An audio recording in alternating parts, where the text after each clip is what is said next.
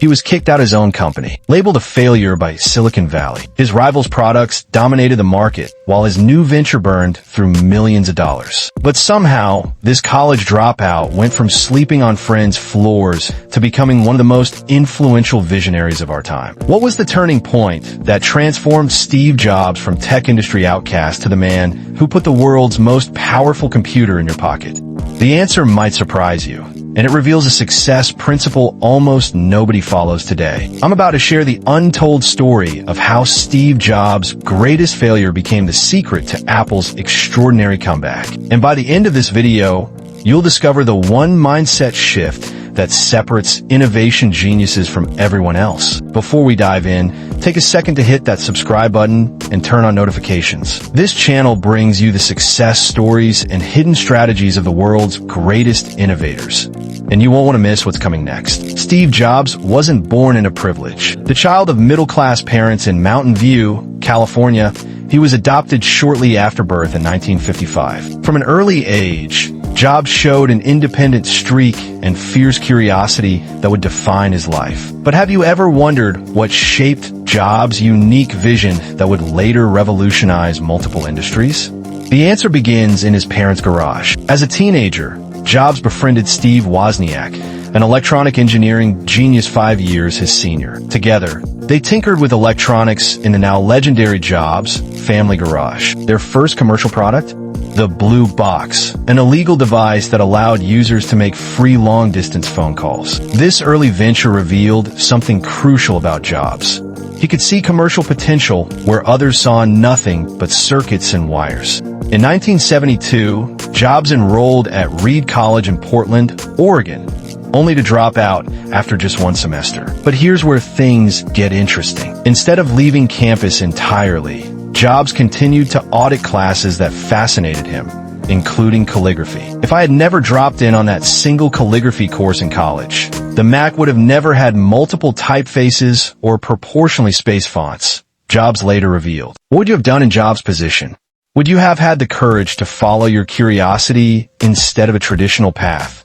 Let me know in the comments below. I'm genuinely curious how many of you have taken similar leaps of faith in your own lives. The birth of Apple.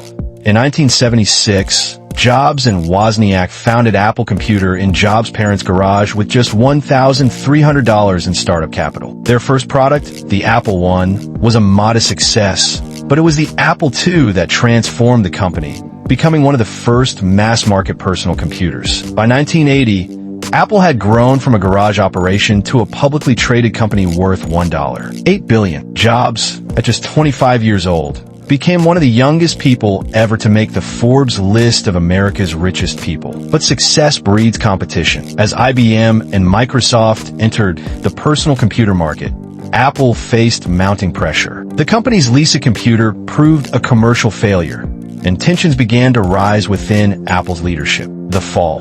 Now, here's where most people think they know the Steve Jobs story, but there's a crucial detail almost everyone misses. In 1985, after a power struggle with CEO John Sculley, whom Jobs had personally recruited from Pepsi, Jobs was stripped of his operational responsibilities and eventually resigned from the company he founded. Imagine that moment. The company you built from nothing, that carries your vision and dreams, pushing you out the door. How would you respond to such a devastating professional blow? Most people would have been consumed by bitterness. Many would have given up. But Jobs? He later called it the best thing that could have happened to him. The heaviness of being successful was replaced by the lightness of being a beginner again, less sure about everything. It freed me to enter one of the most creative periods of my life. But here's what most people don't realize. In the wilderness years that followed, Jobs wasn't simply waiting for a comeback. He was undergoing a profound transformation that would change everything. Have you ever wondered what exactly happened during those lost years when Jobs was away from Apple? What experiences shaped the man who would return to create the iPod, iPhone, and iPad? The wilderness years. After leaving Apple, Jobs founded Next, a computer platform development company specializing in higher education and business. But Next struggled to gain traction, with its high-priced computers failing to capture significant market share. In 1986, Jobs purchased the computer graphics division of Lucasfilm for $10 million and renamed it Pixar. For years, Pixar burned through Jobs' personal fortune while struggling to find its footing. By the early 1990s, Jobs appeared to be a has-been in Silicon Valley. Apple was still bigger than his new ventures, and Microsoft was dominating the computing world. His former company had moved on without him, and his new enterprises seemed destined for footnote status in tech history. But behind the scenes, something remarkable was happening. Jobs was evolving. The brash, sometimes cruel young entrepreneur was developing a deeper understanding of leadership, team building, and what truly mattered in creating breakthrough products. At Pixar, he learned the power of patience and artistic integrity as the company slowly developed what would become Toy Story. At Next, he refined his vision for elegant, user-focused computing. By 1996, Apple was in dire straits, losing money and market share. In a twist of fate that no one could have predicted, Apple acquired Next for $429 million, bringing Jobs back to the company as an advisor. Within a year, Jobs had orchestrated the removal of CEO Gil Amelio and returned as interim CEO, or as his email signature read, CEO. Now, here's where the real genius of Steve Jobs revealed itself, and it's something almost no one talks about. When Jobs returned to Apple, he didn't just bring new product ideas. He brought a completely transformed philosophy about what makes great products and companies. His time in the wilderness had taught him that simplicity, focus, and user experience would be the foundations of Apple's future. One of his first acts was to reduce Apple's product line by 70%. While the company was creating dozens of computer models, Jobs drew a simple grid on a whiteboard: consumer and professional, desktop and portable. For computers, that's it. Deciding what not to do is as important as deciding what to do, he explained. But here's what I want you to think about. Would the Steve Jobs who left Apple in 1985 have made those same decisions? Or did his greatest failure give him the perspective that led to Apple's greatest successes? Let me know what you think in the comments below. The Renaissance.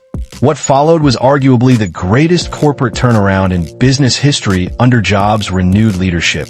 Apple introduced a series of revolutionary products. 1998, the iMac, which helped save the company from bankruptcy. 2001, the iPod and iTunes, which revolutionized the music industry. 2007, the iPhone, which redefined mobile computing. 2010, the iPad, which created an entirely new product category by the time of Jobs' death in 2011. He had transformed Apple from a near-bankrupt computer manufacturer into the world's most valuable company. More importantly, he had changed how we interact with technology, consume media, communicate, and even how we think about design. The legacy and lessons. So what can we learn from Steve Jobs' extraordinary journey from failure to icon? First, failure isn't final unless you decide it is. Jobs' greatest professional setback became the crucible that forged his greatest strengths. Second, focus is everything. As Jobs famously said, people think focus means saying yes to the thing you gotta focus on. But that's not what it means at all. It means saying no to the 100 other good ideas. Third,